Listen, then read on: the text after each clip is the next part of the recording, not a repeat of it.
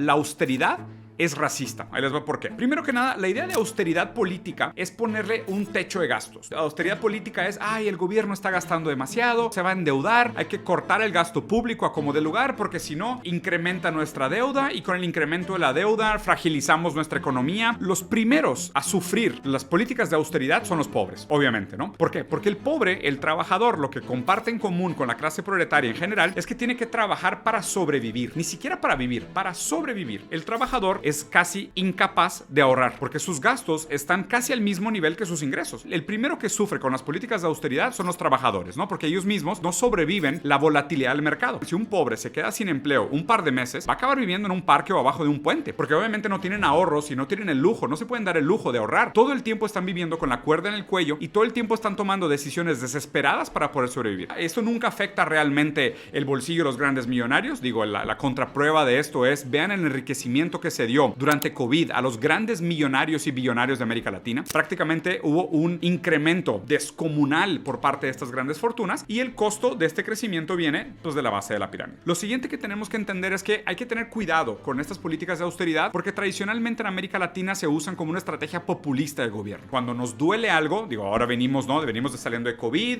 ya oficialmente Estados Unidos declaró que terminó el estado de emergencia, al parecer esto quedó atrás y ahora pues la gente empieza como a reconstruir sus vidas. Dicen, oye, pues obviamente como durante el COVID el Estado tuvo que financiar el desarrollo de vacunas, la aplicación de las vacunas, las medidas de seguridad, las medidas de rescate para la gente, pues hay una deuda fiscal bastante grande, hay una deuda en el Estado bastante grande y pues como no están dispuestos a aumentar el nivel de recaudación porque nunca le dejan subir los impuestos a los ricos, porque los ricos patrocinan los partidos, entonces obviamente no los dejan, sus verdaderos jefes no dejan a los políticos subir los índices de impuestos, no hay suficiente recaudación fiscal y al mismo tiempo pues queda un agujero grande en el gasto. Entonces inmediatamente sale la gente, los liberales, a decir no, necesitamos recortar el gasto estatal. Ya definimos que esto primero daña a la gente. Lo segundo que pasa es que esto produce las condiciones ideales para que surjan políticos reaccionarios. Acuérdense que de alguna manera el progresista es el que sueña con un futuro mejor y el reaccionario es el que trata de regresarte a una condición anterior que se vende a sí misma como mejor que la actual. Aunque los dos puedan ser un poco soñadores, ¿no? Ninguno de los dos es realmente materialista. Donde el progresista idealiza el futuro, el conservador idealiza el pasado, pero los dos idealizan de alguna manera, ¿no? Esto se presta para mucho populismo hablar de austeridad, porque unos te lo van a vender como,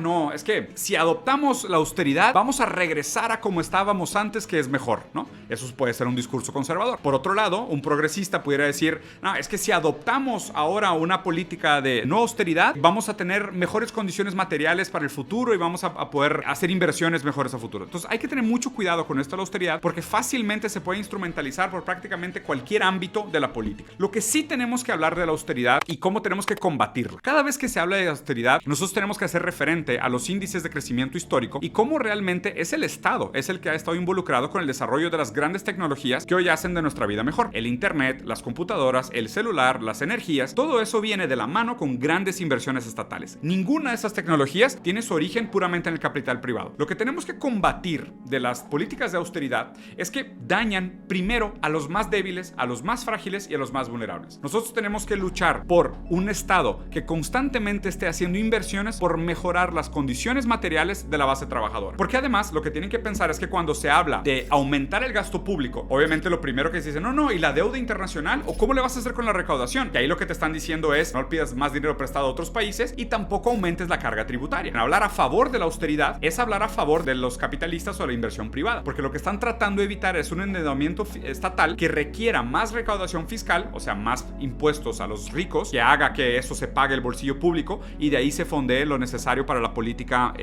social. Entonces lo que tenemos que hacer nosotros es asegurar que esta inversión estatal afecte primero a la base trabajadora. Tenemos que pelear en contra de la austeridad fiscal, pero también tenemos que exigir que aquello que se haga desde la política beneficie primero que nada a la base trabajadora y se vea reflejado en los sueldos y el poder adquisitivo a la base de la pirámide. No nos sirve un país que tenga muchísimos millonarios y billonarios si el poder adquisitivo y los sueldos tradicionales de la gente están estancados.